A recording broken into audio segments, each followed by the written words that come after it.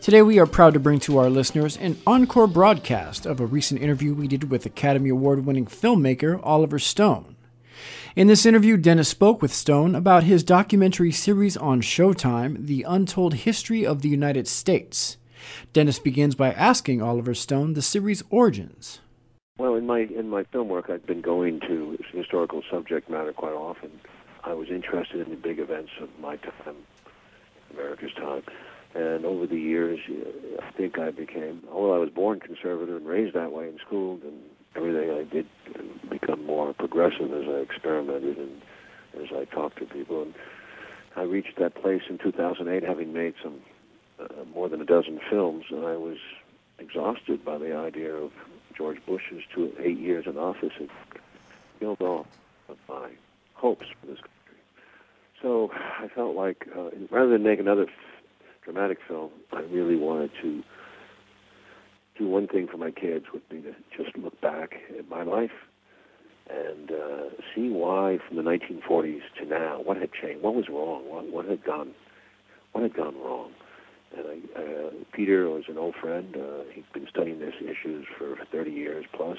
He's a nuclear expert on arms, and we combined our forces, dramatist and historian, and we really went at it. From 1900 to now, it was a big deal, much bigger than we ever thought. It turned into a 5-year deal as opposed to a 2.5-year deal. We were over budget over time, and the book came out of the series. In other words, once we'd started into the series, we realized that we were in pretty deep. So we wanted to substantiate some of the stuff we were saying with a book, and Peter and his graduate students really turned it on. A lot of footnotes in there for people who love to... This stuff is radical, some of the stuff we're saying. We're attacking Civilists, we're attacking this. We have to back it up. And that book was fact-checked, so was the series 3 times. The series was, the book twice. Well, I know a lot of this material, but it was revelatory, and the way it was presented on screen was extraordinary. I want to talk to you about some of the content, and then I want to talk about the process and the way you worked, how it differs, I think, from some of the other documentarians working today. But I think the thing that surprised me the most was the whole story around Henry Wallace and the changing of the ticket under FDR. Could you talk a little bit about that? Was that revelatory for you? Yes, it was, and Peter knew a lot about it. It was a special subject for him. But I must say that grew out of Peter's interest in the atomic bomb. His main study has been that, and why he's written very effectively about why we did not have to drop the bomb on Japan. I mean, very sound argument, and you must see the series to understand it. But part of that chain of birth is the idea that Wallace, who was vice president from 41 to 45, early 45, was a true American progressive and a liberal, with a New Deal vision of America, had cooperation with the Soviet Union as well as with all countries. He detested the British Empire, that's true, and he didn't have any friends in Churchill and so on. Over the course of the war years, it was apparent that he was progressive, and the Democratic bosses, who were very conservative, could not abide him, and they wanted to get rid of him, and they did at the 1944 convention. It was very fixed in those days, and they backed a nonentity called Harry Truman, who managed to squeak in. I think Wallace was about 5 feet from Wallace's representative, Pepper, was 5 feet from the podium when the convention was closed the first night, when Wallace would have swept in. So it was a very sad moment. The other thing, of course, is that Roosevelt, if he'd lived, I don't think we would possibly have dropped the bomb on Japan. There was no need to. But we've been fed that myth over the years. It's been driven into our education system. It's repeated over and over again, and we are now, let's say, disinformed people. But it's not really about Wallace. I mean, in a way, it's very kind of you to say it's a great story, but and it's potentially a great movie. But there's such a big story here about the atomic bomb and the use of our force over this last 70 years since World War II, what we became. That is the essence of the series. And I do want to talk to you more about that. I know that you were I believe you were in Japan with Peter Kuznick for the 60th commemoration of the bombing of Hiroshima and Nagasaki. And I'm wondering if this discussion came up, and if is there that knowledge there of the way in which the atomic bomb became sort of the opening salvo of the Cold War, as opposed to the end of World War II, if you will? No, it's not there, but it was a very moving experience. We had many survivors, hibakusha they call them in Japan, and in Hiroshima and Nagasaki, and we also went to Okinawa because of the bases are still there. There's many bases. They're building new bases there. We also went up to I went up to Jeju Island in South Korea, where the South Korean and within Pentagon, of course, loving this, building the gigantic naval base, which is about 300 plus miles from Shanghai. So a lot's going on in the Asia. So that was what our journey was about. And when we talked to the Japanese, I mean, they were like us. They never got this basic education because the military authorities, the U.S. military authorities, controlled Japan after the war, censored everything about the atomic bomb. The word itself could not be used, atomic bomb. Not until about 1953-54 does Japan start to open up after the Lucky Dragon incident in the South Pacific. The bombing, the hydrogen test that went wrong, the winds and everything. The tuna fish that infected, people died. It was a disaster. The Japanese really turned against the bomb because they'd been the victims of it. It's ironic because at the very time Eisenhower was selling his Atoms for Peace proposal all over the world, which is atoms that are peaceful, and of course his first target is Hiroshima. He wants to build a nuclear power plant there. As you know, he didn't, but they did get Fukushima up, and that is a disaster. It's an earthquake-ravaged country. But the Japanese have no idea. There is a great movie about it called Japan's Longest Day, which was the last few days before surrender, and goes into some detail. One thing American people don't realize is how prostrated the Japanese economy was. And when the ports, the facilities, the transportation was gone from the terror bombing, more than 100 cities destroyed. Tokyo burned to the ground. People were starving.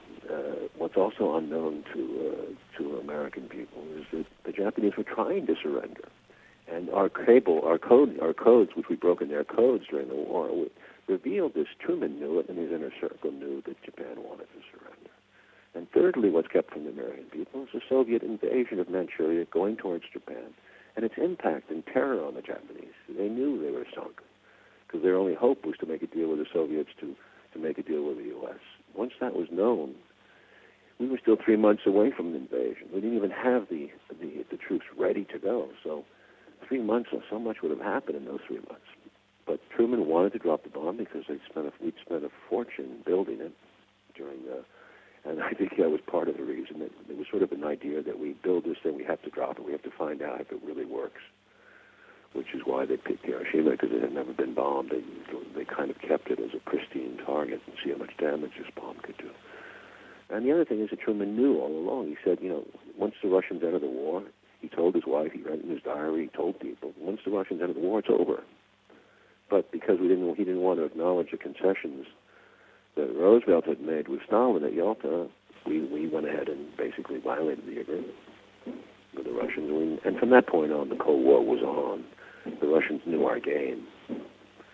And I think actually 2 weeks after Roosevelt died, the whole thing turned icy with Truman insulting Molotov, who was the Soviet foreign minister in Washington. It was an ugly scene. Truman was a small man, a bit like George Bush, with a narrow mind. And he's mythologized in American history, which is a shame. He's a big hero, David McCullough, Pulitzer Prize winner. People have this idea of him, but they should read our book and see our series. It really opens on an alternative way of looking at our history. Well, the series is just about to be released on Blu-ray. I think it's October 15th. Next Tuesday, and all 12 hours, and with some extras in there, and it really is, as I say, an incredible experience to see it all. I sort of watched it over the last couple of days, and it was incredibly interesting. And of course, I couldn't help think about the great work that Howard Zinn did as sort of, wouldn't you say, the precursor, setting the tone in people's history of the United States? Were you influenced by that work as well as the historian from America? Wonderful. I mean, I met him a few times, and he blessed his project. I'm sorry he didn't live to see it. I don't think he'd agree with everything we do, and I don't think we would agree with everything that Howard said, but we loved his anti-establishment thinking. Of course, he wasn't, there were other co-war revisionists who shouldn't be ignored. There was Appleman Williams, there was Meldon Leffler, and Al Parovitz wrote about the bomb. And Peters studied with these historians, so this is not stuff that we're finding out for the first time. This has been out there at a high level in the college education system, but it's not available at this mass media, so we continue the lies at that level. Well, I can tell you, I worked for 10 years as a New York City public school teacher, and I had to really write my own text, and boy, do I wish I had this series to show. My life would have been a lot easier, and my kids would have been a lot smarter. We're talking to Oliver Stone about the Untold History of the United States, which will be released, as we said, next week on Blu-ray. And I guess let's fast forward a little bit and deal with 9/11, because there's a lot been said about that. I always felt that it wasn't really about the self-demolition as much as the fact that these are all folks. So many of the people involved in this action were trained in the United States and did actions for the United States. No, that's very disturbing. And, Reagan and his group, and actually it was Brzezinski in 78, once they opened that door to Afghanistan, it was always baited as a trap for the Soviets. Brzezinski was very clear in 78 in his memo to Carter saying that it would be their Soviet Vietnam. And once they went in there, because they always, we knew about their Caucasian problem and the Muslim resistance that existed throughout South Russia. So even Bill Casey, who was a nutcase, as you know, at the CIA under Reagan, was actively encouraging rebellion in the southern Russia of the Islamic fundamentalists. He wanted that. So we backed them from the beginning in Afghanistan, and we gave them a lot of money, and there was a silly movie made about it, Charlie Wilson's War, which gave the idea that we were heroes for financing these people who were dead serious, fundamentalist Taliban types who were not interested in the reforms the Soviets were bringing to the Afghanistan and in the education system and for women and for basic scientific education. And then we lost track of them, and then they come back, and of course they're after us because we put 500,000 troops in Saudi Arabia under George Bush father, which is disgusting. It was just disgusting, a violation of everything we'd learned in Vietnam. Putting those troops in there sealed our involvement in the Middle East, as well as those Israeli policies, and that's what set Al-Qaeda against us. We really brought it on. I think I remember there was an interview that Robert Fisk of The Independent did with Osama bin Laden, in which I believe bin Laden is saying, and there were several interviews like this, that you think that we're done, you don't understand that when we're done here, we're turning these guns toward the West. Fisk was good. He's always out in the front line. I like Fisk. Right in the mountains somewhere. But this is what bin Laden said. And I there's so many troubling things about that people do not learn, and they do not learn in school when they study history of that part of the world. No, I never got into all the details, but the way there's so many of them were Saudi Arabians, which makes us, of course, now more and more awake to the idea that the Saudi Arabians have a very fundamentalist regime and are very interested in backing those regimes throughout the Middle East, including in Syria now. Saudi Arabia's interests are not necessarily our interests. If I could just stay with the subject but change the content here, I want to talk to you about the way you made this film, quite a bit different from some of the sort of traditional filmmakers, a lone narrator, not a lot of talking heads. So talk about what you did here and why you went about it the way you did. We wanted to make it fast because we have 120 years and 12 hours. We really had to travel, and we wanted to stick to the big points, not get stuck in the smaller points, which are important, but certainly we bring in the details in the book, but we really wanted to stick to this, and to simplify something is very hard, but we have each chapter is dedicated in 58 minutes and 30 seconds to telling a narrative story, sweeping in. And to alleviate the narration, which is by me, we ended up using my voice because I was using it as a temp track, and people were responding to it positively, so we stayed with it. Otherwise, I would have used Laurence Olivier. I'm kidding. I was American actor. But definitely, it was working, and I have to cite, the archival footage was terrific. We got a lot of original stuff around the world. Rob Wilson pulled that in, and then the music by Craig Armstrong and Adam Peters, both great composers, original music, gives the whole series a movie feel, a lift, which I think is lovely. And we used film clips, which I think is very important to break the tedium sometimes of looking only at archive footage. Although it might be fascinating, it can be a lot for the mind. And we've decided to cut away the movies, and we add the movies at the time, and it adds spice and color, and it often adds flavor to understand the mood of the country, if the films are propaganda films, etc. And sometimes we also we had no talking heads, which is important because that would have really broke the rhythm of these things. And I realized at times we had a lot in there. I was making it for the level of my children, and they're smart, but good schooling and all that. But I realize that there's a lot of information, and these things, these hours can be watched again. And I think that's why we made it sort of an evergreen kind of a thing that would last into the future. I think they're well worth watching a second time. You can learn something that you may have missed because it does go fast. And the context is crucial too, and it really helps. The context of the work and the continuum, when you see it in a flow, it begins to come together as a whole in terms of the nature of U.S. policy. That's right. Not to get stuck in the detail, because the detail drives you down.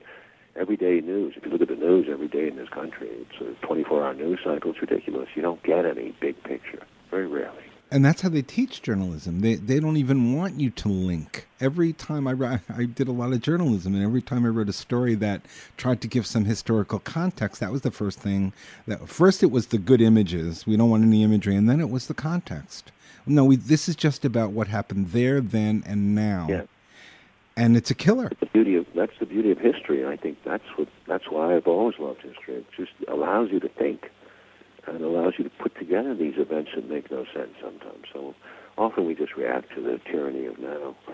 I also want to mention, the maps are extraordinary in the film because they were done by a very, very, very good graphic company, and they made a special effort to make the maps live. So we take sometimes old maps, but we have put new maps in, which allow you to really understand some of the geopolitical truths, for example, of the British Empire and its reach in 1940, and what Churchill was fighting to protect, much more so than England itself. And maps definitely have been a key part of deception and lying about history, haven't they? Yeah. Oh, yeah. Churchill plays a huge role in the Cold War too. There are many. When you get into the Cold War, I think you can focus in on Greece as the real first Civil War, the first battle, and that's Churchill's war, and that sets us up for for Truman's Turkish-Greek aid program. Advisors again uses the word terrorist as early as 1947, and he declares the National Security Agency. Yeah, and we're just about out of time, so I just need to ask you one question about current affairs. Speaking of the NSA and Edward Snowden, any surprises? Do you conduct your life differently now? Do you have more in face-to-face meetings? Well, it was one of the great things in my life is actually because I got out of it took me out of the film business. I wasn't able to develop anything over those 5 years. I did films, but I didn't work on, long range. I had to do only this. So it refreshed me in a deep way. It put me back. It was like going back to school and getting a PhD or something. I felt like I have a solid foundation now to understand all the recent history of the United States. And I hope I can bring it back to film and put some of that into it. But after you do something like this, it's hard to settle on one story. I think you can understand that. Well, maybe those releases, those revelations will change in some way the way history is recorded somehow. I hope so. It's so difficult to sell something like this to a public that's been brainwashed for so many years.